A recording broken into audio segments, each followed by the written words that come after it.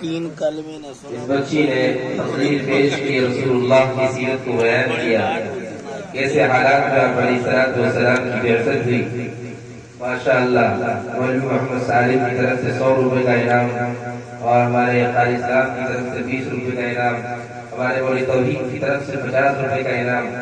بھائی ایمان کی طرف سے 50 روپے کا انعام، اللہ قبول فرمائے۔ صغیر مولوی صاحب کی طرف سے بھی 100 روپے کا انعام۔ ایک مجموعی انعام آیا ہے